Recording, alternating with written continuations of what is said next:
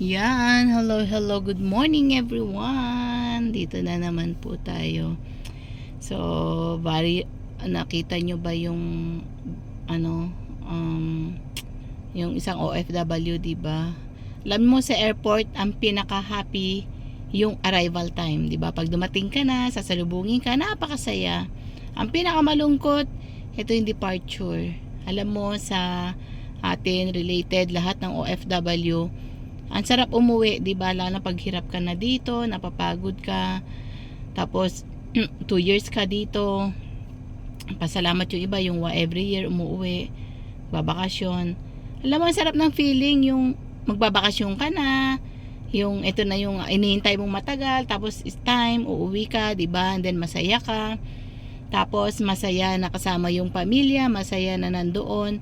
And then after that is yung, alam mo yung pinakamasakit, yung malapit ka nang bumalik. Yung parang, halimbawa ngayon, tapos bukas babalik ka na. Yung parang, ayaw mo nang ihakbang yung paa mong pabalik, no? Paalis ng bahay nyo. Yung alis ka lang ng bahay nyo, nasa door ka lang, sasakay ka na, going to airport, parang ayaw mo talagang umuwi. Yan yung pinaka-sad, yan yung ang sakit sa mga OFW na aalis ka ulit, kasi isipin mo yung dadatnan mo ulit dito, yung hirap mo ulit dito, yung mag-isa ka, yung gagawin mo dito. Kaya lang, no choice tayo eh. Inisip natin, nandito yung trabaho para sa kinabukasan ng pamilya, makaipon, yung future, di ba? Yan yung mostly na iniisip natin kahit masakit ang loob. Tapos is alis ka, is very sad yun, di ba? At ang pinakamasakit dito, yung nangyari sa kapwa nating, naiyak ako.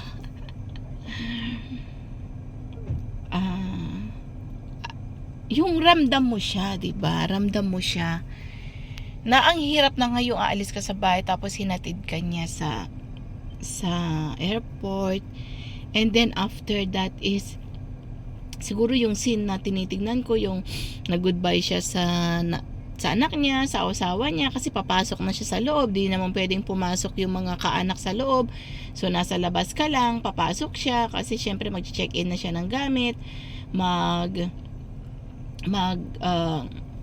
yun yung hanggang bintana ka na lang, tingin-tingin ka na lang sa bintana, bye, di ba ganun na lang sa pamilya mo.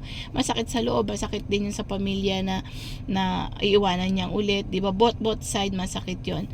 And then suddenly bigla nasa loob ka, lalabas ka, yung aksidente nandyan, no? Tapos magugulat ka, bakit aksidente, sino yon? Tapos titignan mo, anak mo pala yung nandoon sa ilalim, di ba, na hindi mo na siya makikita, hindi ka na matutuloy. Tapos yung masakit, maiiwan ka doon, makikita mo, tapos yung anak mo pala yung nandoon, na paglalamayan mo, nasaan na yung future na pinagpagudan mo. 1 month kayong nagsama, di ba? Iniwan mo ng 2 years, and then, or mahigit, tapos 1 month lang kayo nagsama, nagbakasyon, and then naalis ka na, and then nangyari. Very, very, very sad po, no? So, it's hard, no? Ramdam po natin talaga yon, yung hirap niya.